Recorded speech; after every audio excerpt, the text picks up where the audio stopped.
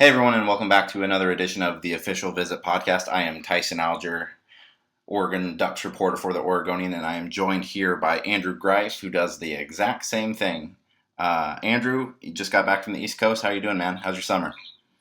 Summer's going well. Football season is upon us, which means that as football reporters, I don't know about you, but like a lot of people when I was on vacation, they were like, "Man, summer's only halfway there," and I was thinking to myself, "I only have 2 more weeks of summer, and then all of August, we are very, very busy." So I feel like we get a little cheated out of summer. I won't lie, but I'm okay with it. I'm having a very good summer regardless. Yeah, I was actually just thinking the same thing. I was out walking the dog, and was looking at thinking about the schedule, and was like, man, fall camp starts pretty much in 2 full weeks. Is that right?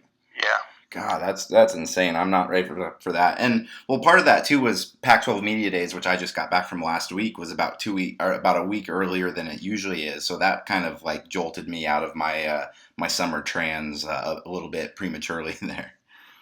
Yeah, take us through that. Like, I wasn't there. I've only gone once. You've gone now twice. Kind of for people who, media days in general, spoiler alert, is kind of boring. But like, I think for the majority of fans, it would actually be kind of interesting to know like what it's really like. Like, we see Mark Helfrich and Royce Freeman and Johnny Reagan talk, but like, I don't know, like, what's the body language going on? What was the setting like? Where was it this year? So it was at the Hollywood and Highland Center, which is basically a convention center hotel that was pretty much right on the corner of Hollywood Boulevard. I know the last 3 years they've done it at various movie studios. I believe last year was Warner Brothers. Is that right? I forget out there. And anyway, so like they've always kind of tried to really kind of push this kind of Hollywood-esque vibe.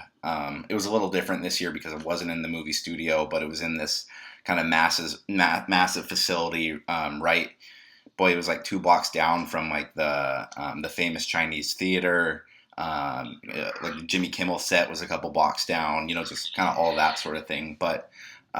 It's a weird venue when you get in there because essentially the coaches come out and they do their 1 to 2 minute opening statement, and then they essentially triangulate. They have 2 players in the back and the coach up front, and then you get 30 minutes and they just tell you to go. And in some cases it can be interesting. I always find it fascinating whenever it's the popular, the undisputed popular player in the conference. Like this year was Christian McCaffrey, and just like how big his gathering was going to be, and it was huge this year. Kind of like the last time I went was Marcus Mariota's final year, so that was kind of a big scene. But overall, in terms of newsiness and what you're going to get from our perspective, as 2 people who cover the team, year round, there's not a whole lot of new information we're going to get. A lot of it's kind of regurgitated stuff we heard throughout the spring, and I don't think there's any players or coaches that want to break news during these things. So it's kind of more of an opportunity for a lot of TV media and national media to kind of descend upon this and be able to get what they need for, whether it be half the season or whatever before they have to come back out. So it's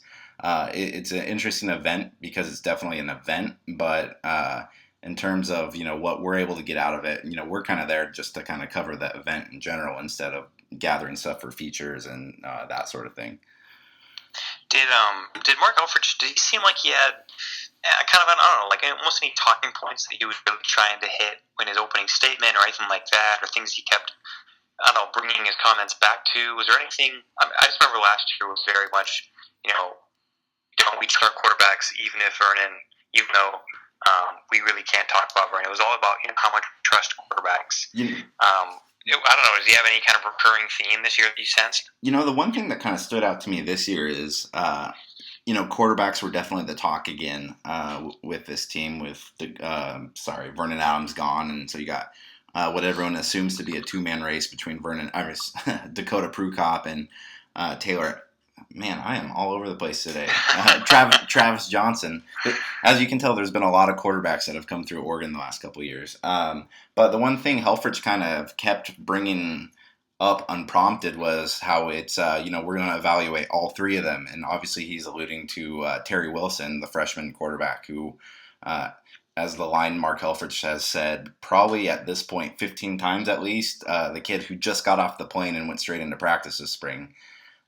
So he was very unpromptedly bringing up Terry Wilson's name throughout the thing, which I kind of found interesting because, I mean, obviously last year he kept saying that it was a battle between Vernon Adams and Jeff Locke, and that kind of turned out to be a farce because Vernon Adams was a far superior player. But and I think what you're kind of hearing from Helfrich this year is, maybe it's a little bit more legitimate this season, but who the heck knows? I kind of wonder that, I bet that Wilson's doing some nice things. He certainly has the frame, and a lot of people, when I wrote stories about him in January, before his signing, they thought that he was just a really genuine guy and was kind of humble. He wouldn't come in with a big head, but unwilling to take coaching. They liked him for several reasons, but I almost wonder too. There's such a risk of, as a coach, kind of telling the young guy that he's out of it Right. for the year. I think the best example we can point to is Morgan Mahalik, who did not have a chance to play. It was Marcus Mariot's junior year, and by all accounts, including Morgan's, that he just kind of mailed it in his first year and didn't develop. So, part of it I have to assume is Helfrich putting the carrot in front of Terry Wilson to say, look, you could just be a great scout team guy, but we really like you, and it's a great way to lead him into a season where maybe he doesn't really have any business playing, but it's a nice way to incentivize his development. Yeah, no, that's a very good point. I didn't really think of it that way, Andrew. That might be a good story to write later this fall. Well, that's why you come to the Official Visit podcast, where we freeform think our ideas into future stories. I will say the biggest kind of overall trend at the Pac-12 Media Days was all of us media just griping about the fact that there weren't actually any stars there.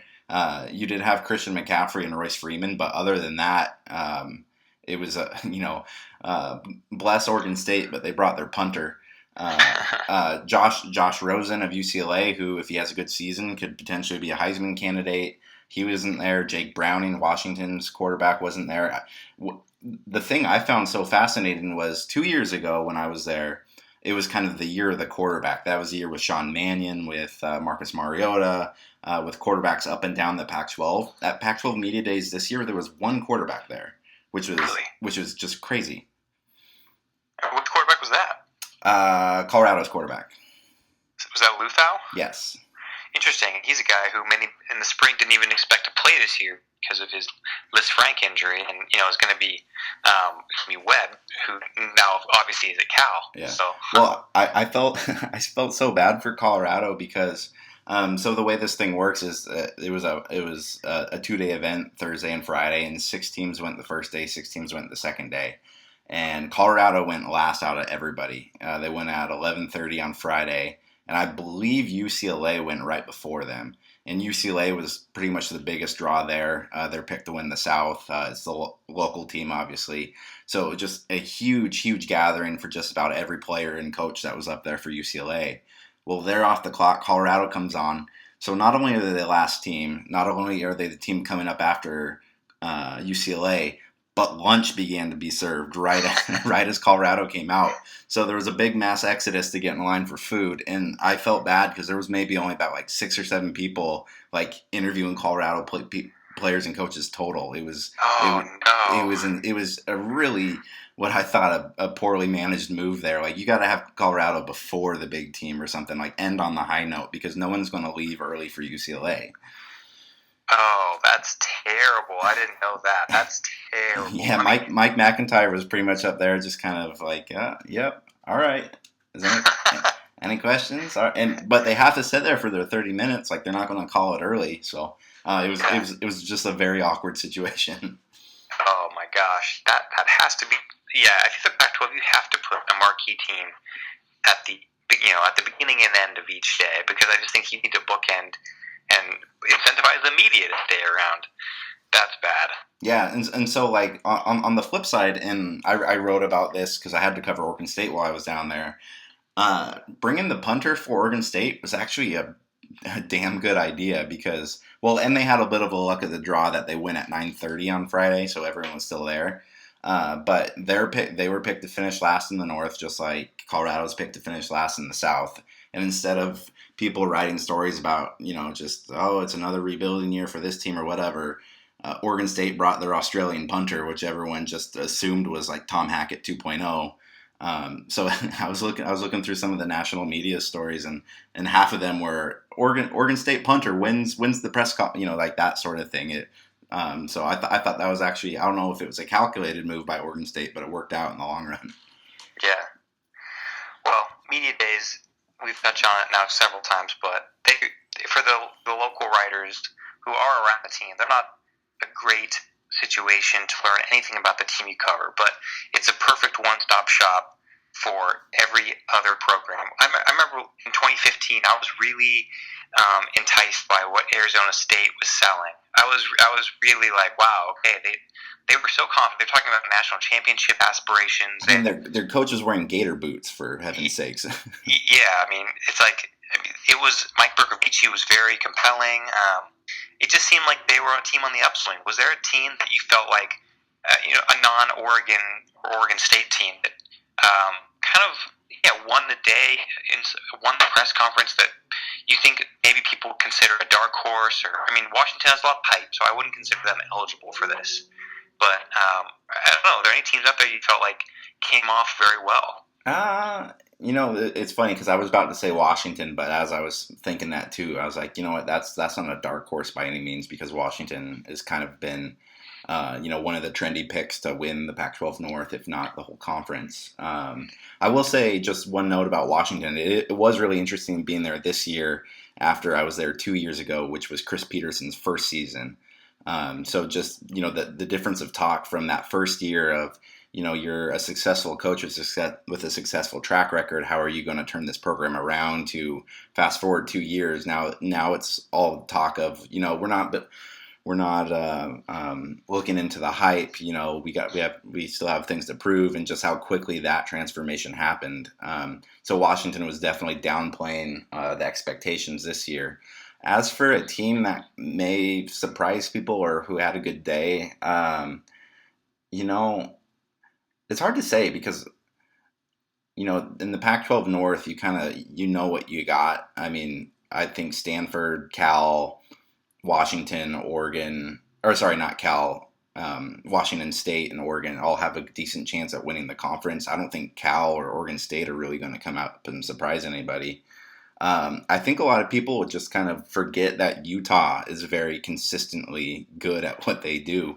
They were picked a quiet third in that South Division. Obviously, they have some pieces to replace, but that's a very well-coached team. It's a hard place to play in, and they kind of come to these media days knowing that they're not going to be, no matter how good they are, they're not going to be the darlings of these things because, face it, Salt Lake City is not the big media center that some of these other cities are. So I always find Utah's press conferences interesting during those things.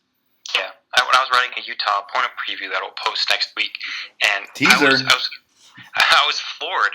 I had totally forgotten that at one point last year Utah was number 3 in the country. Yeah, some people made an argument that they should have been number 1 after that spanking of Oregon that they put on at Autzen. Yeah. So you talked about the media poll and Utah's place in it. Let's talk about the North. So they solicited all kinds of media members for their media polls, and I was asked to do one. I didn't. I was covering the Olympic trials, and the deadline was right in the middle of it. And the Olympic trials in Eugene were fun to cover, but there was also just all day hectic, and I totally blanked. So the night before, I was talking with Ryan Thorburn, the Register Guard, about how he was going to vote, and I'm pretty sure he posted his ballot. But we both had the same thinking, which was, Stanford, I still like them a lot. It's hard to doubt a defense there, and the quarterback battle seems to have 2 very good contenders.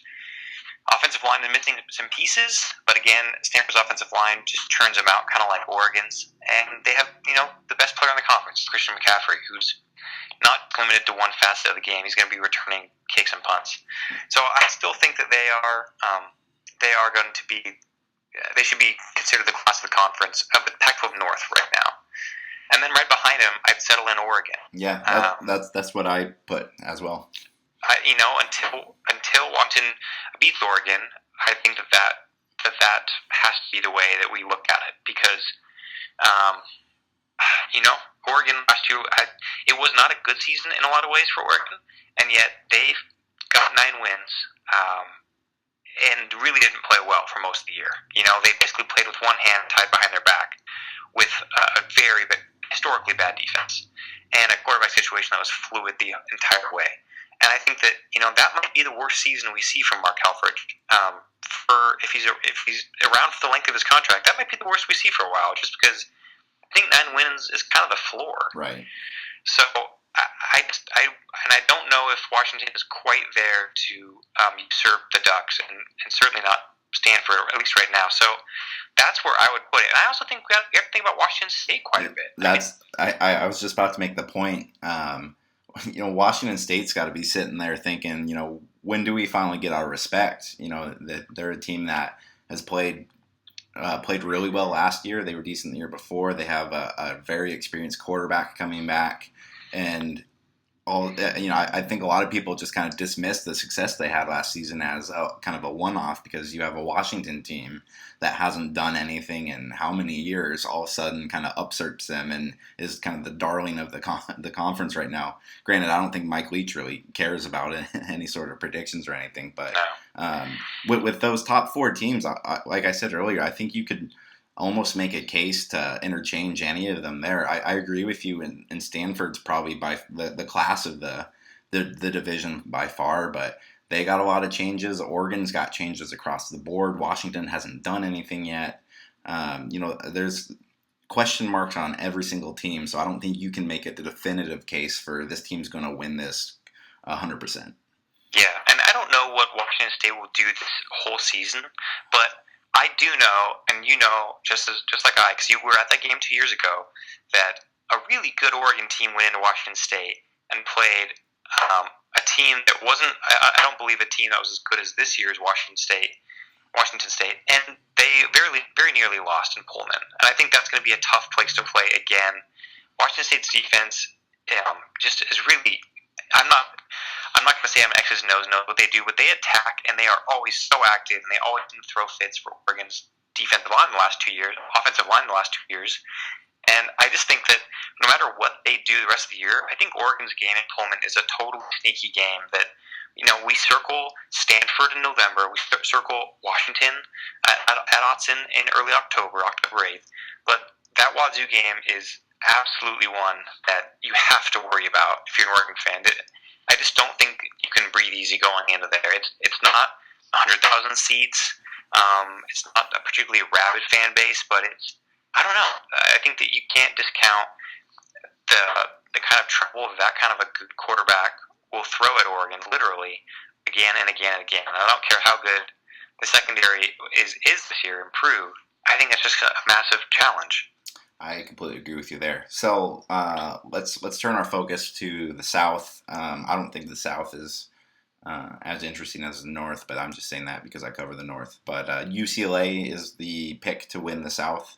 I agree with that. I do think USC has as much talent as anybody else in the conference, but I like quarterbacks, and Josh Rosen's an awfully good one. He's so good. I can't wait to see what he does this year. In year 2, I mean, he looked awfully good last year in almost every game. So it's kind of like Washington a little bit. UCLA is for me, where I kind of want to see them do it. They've been to the conference title game now, I believe, twice, losing to Oregon and then Stanford a couple years ago. But I don't know. They seem to be they can't take that final step that a program for a really good coach and a really good talent just doesn't seem to quite be able to do. So I'm just kind of blue when I see it. Definitely respect what they have there, but I would like to against vacuum, if you're going to comparing it to the rest of the Pac-12 South, then yeah, they're number one. But I don't know. I just don't know if they're going to be they can beat whoever comes out of the North. Boy, I tell you, so moving on to USC with Clay Helton as head coach. There's a lot of coaches at these media days that kind of crack jokes about like not wanting to be there and how it's too short on their summer and that sort of thing. I'm looking at you, Rich Rod.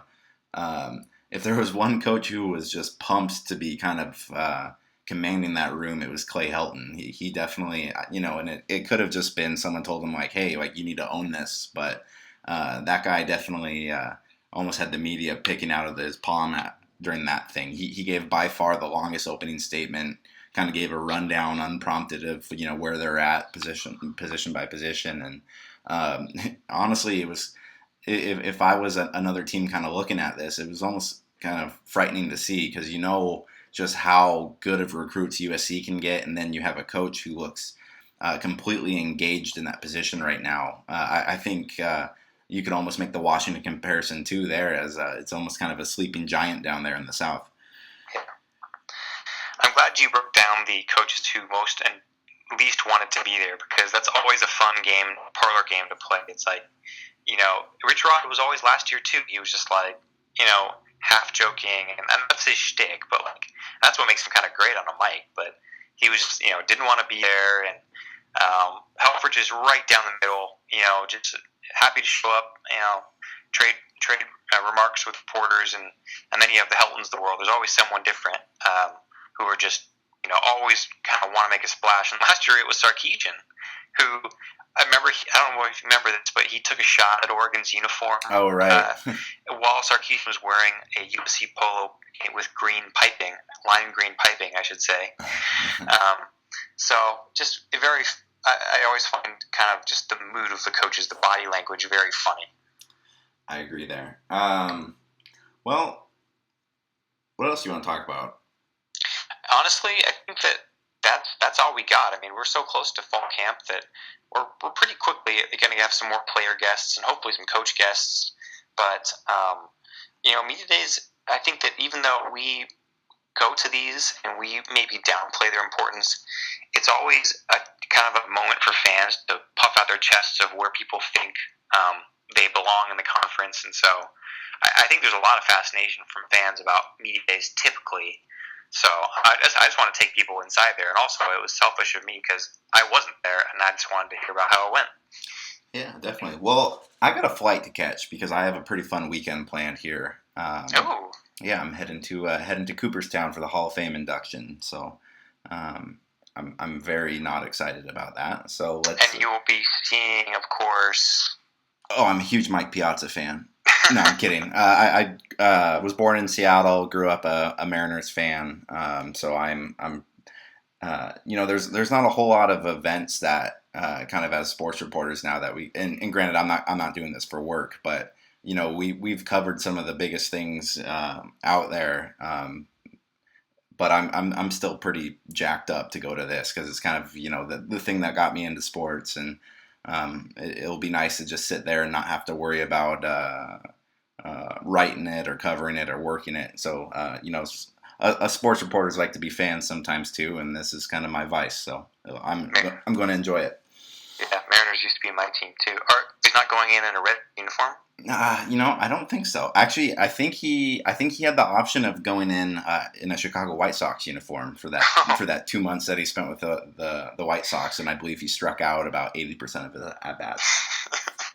Let's remember the early days in Seattle. Yeah. Let's do that. Yeah.